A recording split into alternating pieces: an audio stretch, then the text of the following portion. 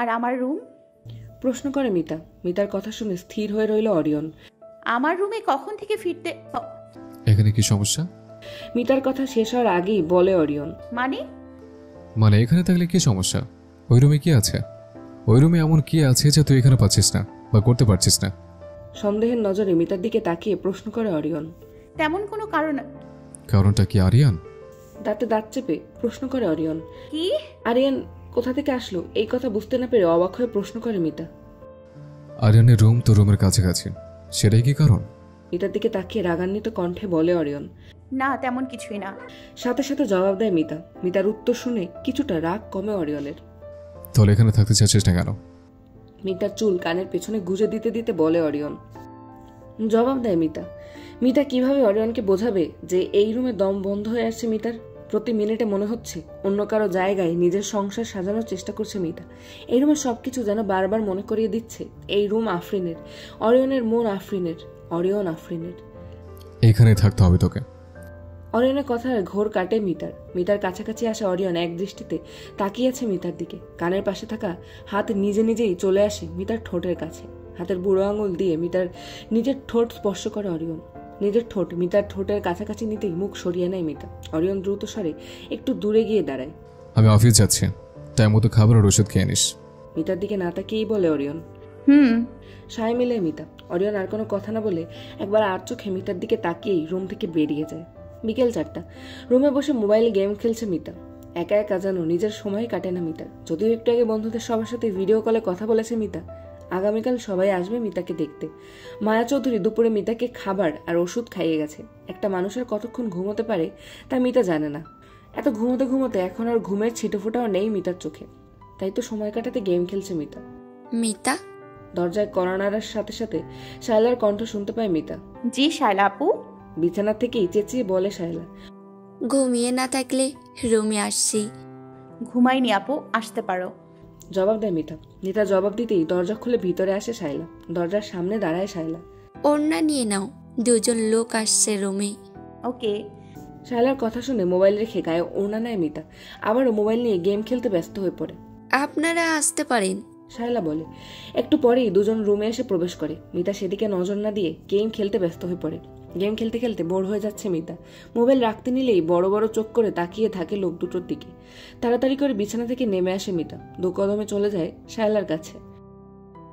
হঠাৎ করে চেঁচিয়ে উঠতে লাফিয়ে ওঠে শায়লা। শায়লা আপু, তুমি কি পাগল হয়ে গেছো? অরিয়ন ভাইয়া জানতে পারলে খুব রাগ করবে। আফরিন আপুর ছবিতে হাত দেওয়ার সাহস কোথা থেকে পেলে তোমরা? ওরিয়ন স্যারের নির্দেশ, জবাব দেয় শায়লা। রুম থেকে আফরিনের সব ছবি সরিয়ে নেওয়া হয়েছে। আফরিনের কাপড় চোপড় যা আলমারিতে রাখা ছিল তাও একটু আগে শায়লা এসে নিয়ে গেছে। আমার মনে হচ্ছে অরিন ধীরে ধীরে মুভ অন করছে। মিতার পাশে বসে থাকা মায়া চৌধুরী বলে। জানি না মা, অরিয়ন ভাইয়া অনেক কনফিউজিং। এখন এক তো একটু পরেই আরেক। জবাব দেয় মিতা। ওর সময় দরকার মিতা। আফরিনের প্রতি ওর ভালোবাসা সত্যি ছিল। 6টা বছর ও নিজের সব দিয়ে আফরিনকে ভালোবেসেছে। সেই আফরিনকেই ভুলতেই ওর সময় দরকার। নিজেকে মানিয়ে নিতে সময় লাগে। তুমি এত সহজে কিভাবে সব বলে ফেলো মা? মায়া চৌধুরীর দিকে তাকিয়ে প্রশ্ন করে মিতা।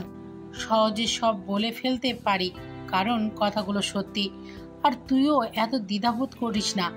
এখন এই সংসার তোর, অরিয়নও তোর স্বামী। বিয়ে করা অনেক সহজ মিতা, কিন্তু সেই পবিত্র বন্ধন টিকিয়ে রাখা সবচাইতে কঠিন কাজ। ভালোবাসার সম্পর্কে শুধু ভালোবাসা থাকলে হয়, কিন্তু বিয়ের সম্পর্কে ভালোবাসার সাথে সাথে সৎ জীবন সঙ্গী, একে অপরের প্রতি সম্মান, শ্রদ্ধা, কম্প্রোমাইজ করার মন মানসিকতা থাকতে হয়। হয়তো আরিয়ানও তোকে এক্ষুনি সব দিতে পারবে না, কিন্তু ও কেমন তুই আর আমরা সবাই ভালো করেই জানি। মিতার হাত ধরে কথাগুলো বলে মায়া চৌধুরী। জি। সায় মিলায় মিতা। আমরা চাইলেই আমাদের অতীত ভুলতে পারি না, চাইলেও আমরা তার প্রভাব বর্তমানে এড়িয়ে যেতে পারি না। অতীত বর্তমানে এবং বর্তমান ভবিষ্যতে প্রভাব ফেলবেই। মিতা মনোযোগ দিয়ে মায়া চৌধুরীর কথা শুনছে। অরিয়নও আটকাতে পারবে না। অতীতের প্রভাব তোদের সম্পর্কে পড়বেই। তবে কোনোদিন যদি মনে করিস তোর 100% চেষ্টা করার পরেও কোনো কিছু পরিবর্তন হচ্ছে না, তখন তুই সেটা করবি যেটা তোর ভালো মনে হয়। আর তোর সব ধরনের সিদ্ধান্তেই তোর মা আমি তোর পাশেই আছি। আবারও বলে ওঠে মায়া চৌধুরী। মায়া চৌধুরীর কথাগুলো শুনতেই যেন কান্না চলে আসলো মিতার। কে বলে মায়া চৌধুরী মিতার আসল মা না? মায়েরা তো তার সন্তানের জন্য এমনই করে। আফরিন চলে যাওয়াতে মায়া চৌধুরী গোপনে গোপনে কতটা কান্না করেছে তা মিতা ভালোই জানে।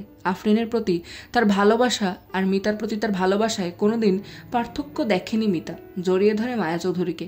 তুমি অনেক ভালো মা, খুব খুব ভালো।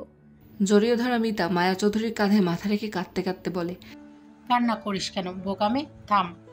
মিতার পিঠে হাত বুলিয়ে দিতে দিতে বলে মায়া চৌধুরী। নিজেরও চোখ ভিজে আসছে মায়া চৌধুরীর। মায়া চৌধুরীর কথা শুনে চোখের পানি মুছতে মুছতে আবারও নিজের জায়গায় বসে মিতা। মায়া ভরা দৃষ্টিতে তাকিয়ে থাকে মা বলে ডাকা নারীর দিকে। তোমাকে একটা প্রশ্ন করি মা। প্রথমে একটু সংকোচ বোধ করে বলে মিতা। বল না, আমাকে প্রশ্ন করতে আবার পারমিশন কবে থেকে লাগে? হেসে জবাব দেয় মায়া চৌধুরী। আনিকা আন্টির সাথে কি আমার বাবা মায়ের কিছু সমস্যা হয়েছিল? কৌতূহল নিয়ে প্রশ্ন করে মিতা।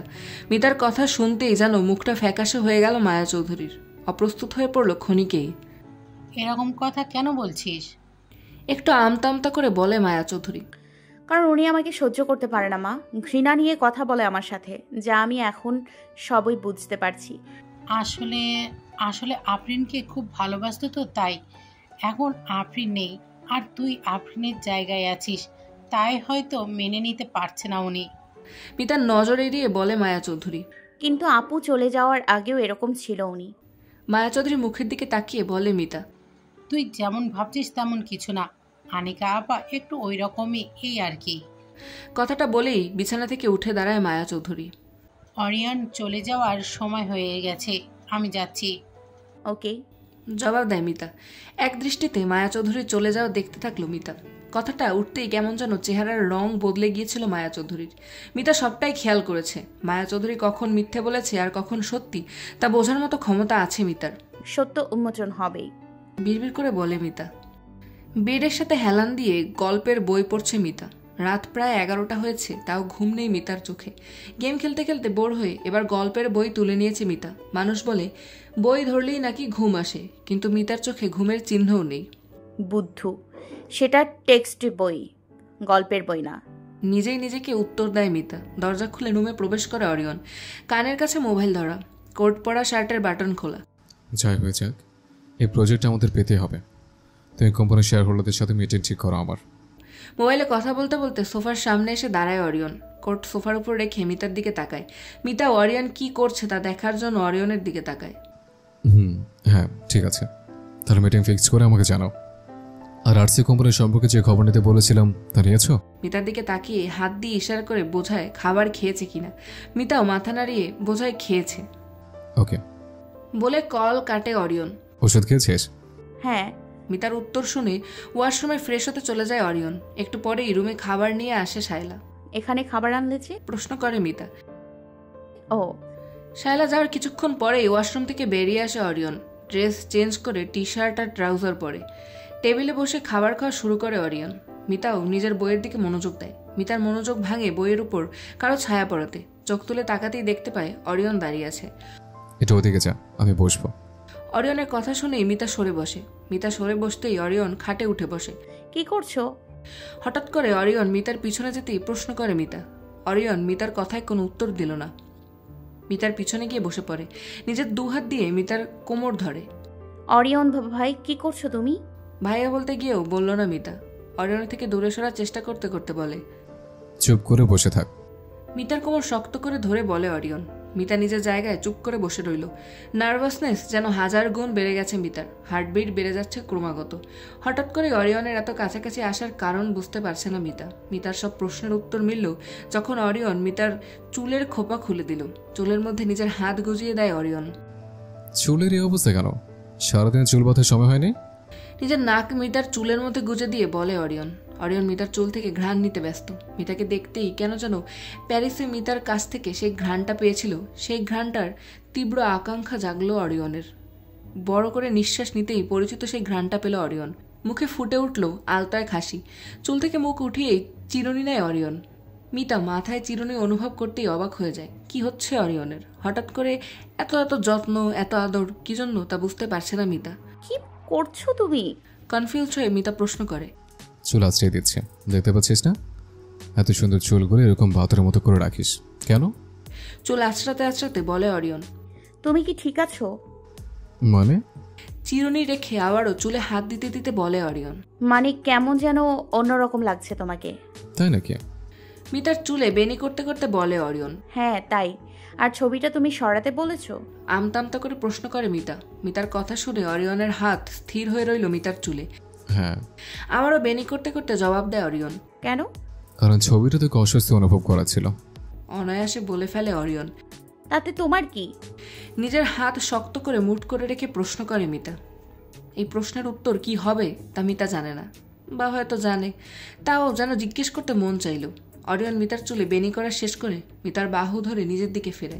মিতা অরিয়নের দিকে ঘুরতেই অরিয়নের দিকে তাকিয়ে থাকে। আমার দ্বারা হয়তো দ্বিতীয়বার কাউকে ভালোবাসা সম্ভব নয় পরি। মিতার দিকে তাকিয়ে বলে অরিয়ন। অরিয়নের কথাটা শুনতেই যেন ক্ষণিকের জন্য মনের মধ্যে জাগ্রত আশার আলো নিভে গেল। মন খারাপ হয়ে গেল মিতার। কিন্তু আমি তোকে হারাতে চাই না। তোর জন্য হলে আমি মুভ অন করতে চাই এই জীবন থেকে।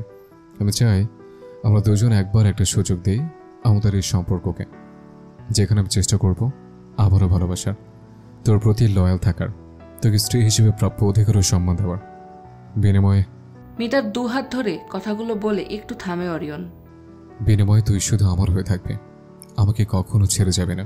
মিতার হাত শক্ত করে ধরে বলে অরিয়ন।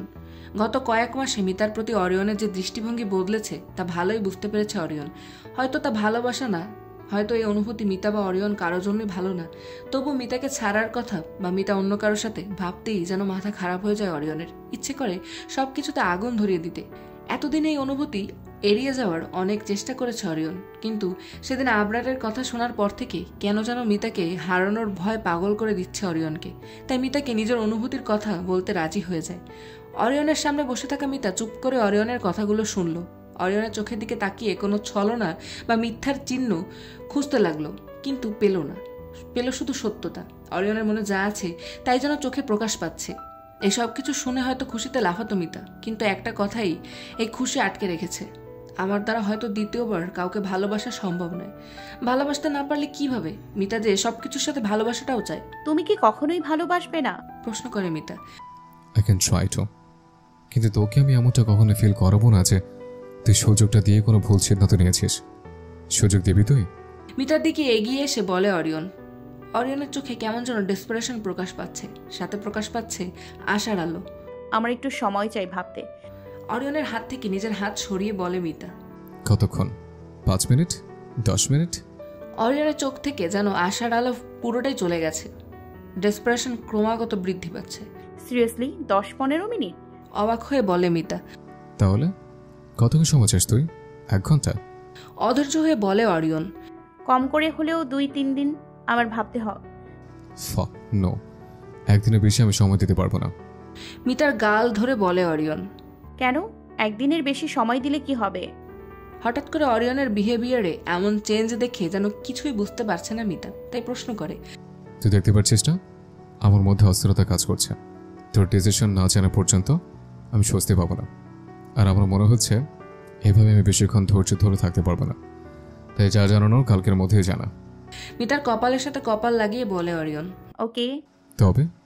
একটু থেমে বলে অরিয়ন। তবে কি? তবে তোর উত্তর যদি না হয় তাহলে বলবো আমার সামনে আসিস না, তুই দূরে কোথাও সরে থাকিস। মাথা নিচু করে বলে অরিয়ন। কেন? মৃকুচকে বলে মিতা। কারণ তোর কাছে আমি স্বস্তি পাচ্ছি, শান্তি পাচ্ছি, লাভ। আমার মনের মধ্যে থাকি অস্থিরতা কমানোর জন্য হলেও আমি তোকে খুঁজে বের করে নিয়ে আসবো।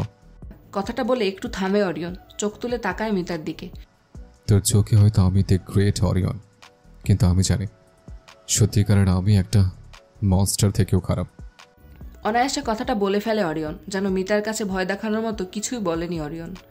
অরিয়নের অপেক্ষা না করে নিজের সাইডে গিয়ে শুয়ে পড়ে। মিতা নিজের জায়গায় বসে রইল। কি বলছে অরিয়ন? মনস্টার থেকেও খারাপ? কিসের খারাপ? ছোট থেকে দেখে আসছে আমি অরিয়নকে। তাহলে কি এই কারণেই আপু অন্য কারোর প্রেমে পড়েছিল? আসলেই কি তুমি মনস্টার থেকেও খারাপ, নাকি সবটাই আমার ডিসিশন পরিবর্তন করার একটা পন্থা? ঘুমন্ত অরিয়নের দিকে তাকিয়ে বিড়বিড় করে বলে মিতা। আজ অফিসে যায়নি অরিয়ন। মিতা যখন ঘুম থেকে উঠল, অরিয়ন তখন মিতার দিকে পাশ করে ঘুমিয়েছিল। ফ্রেশ হয়ে নিচে চলে আসে মিতা। এখন প্রায় পুরোপুরি সুস্থ মিতা। সবার সাথে বসে ব্রেকফাস্ট করে নিয়েছে। অরিয়নের রুমে নাস্তা পাঠানো হয়েছে অরিয়নের নির্দেশে। সকাল 11টা করে মিতার টিউশন টিচার চলে এসেছে মিতাকে পড়াতে। ড্রয়িং রুমে পড়তে বসেছে মিতা। মিতার রুম পড়ে যাওয়ার কারণে এখন এখানেই পড়তে হচ্ছে মিতাকে। টিচার আসার একটু পরেই নাস্তা দিয়ে যায় শায়লা। অরিয়ন উপরের বারান্দায় দাঁড়িয়ে আছে। দূর থেকে মিতা আর টিচারকে দেখছে। এই প্রথম মিতার টিচারকে দেখলো অরিয়ন। ছেলেটা প্রায় অরিয়নের সমবয়সী হবে, দেখতে শুনতে খুব সুদর্শন। শায়লা থেকে শুনেছে ঢাকা বিশ্ববিদ্যালয় থেকে অনার্স মাস্টার্স করেছে। মিতা মনোযোগ দিয়ে নিজের পড়া পড়ছে। সিঁড়ি বেয়ে আনিকা চৌধুরীকে উপরে উঠতে দেখেই নিজের রুমের দিকে হাঁটা শুরু করে অরিয়ন। অরিয়নকে চলে যেতে দেখে নিজের জায়গায় দাঁড়িয়ে রইল আনিকা চৌধুরী। একবার মিতার দিকে তাকিয়ে ও একবার অরিয়নের দিকে তাকায়।